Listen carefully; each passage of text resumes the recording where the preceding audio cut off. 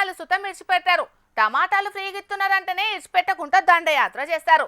అసొంటిది దున్యాల పిరమ్మాలు discount కి అసలుకే దొరకని లిక్కర్ అంటే ఊత్తగా నేర్చిపెడతారా?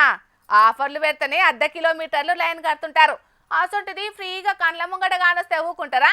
చూడుండ్రి వ్యాన్ మీద ఎట్లా దయలేని దండయాత్ర చేసిండ్రో.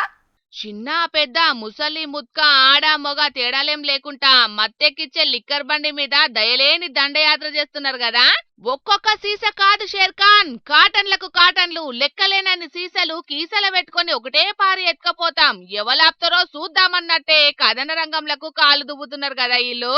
చిత్తూరు జిల్లా శ్రీరంగరాజపురం మండలం బసిరెడ్డిపల్లి కాడ మందును భద్రంగా గమ్యస్థానాలకు తీసుకుపోతున్న వ్యాను టైర్ వల్గి బోల్తా పడ్డదట. ఇక దాంట్లున్న లిక్కర్ సీసాలు నేలపాలయ్యేటాలకు మానవత్వం చూపెట్టిండ్రు చుట్టుముట్టు ఊర్లలున్న జనాలు.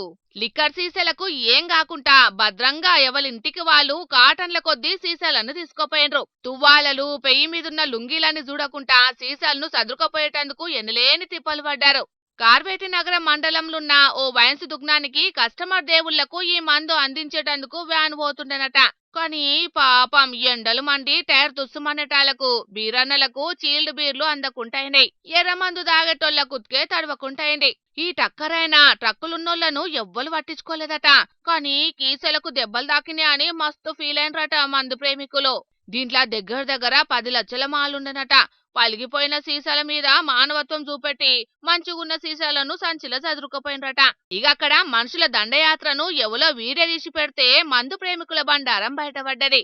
మనుషుల మీద కంటే ఎక్కువ మందు సీసాల మీదనే మానవత్వం చూపెడుతున్నారని సాటి తాగుబోతులు ప్రౌడ్ గా ఫీల్ అవుతున్నారు.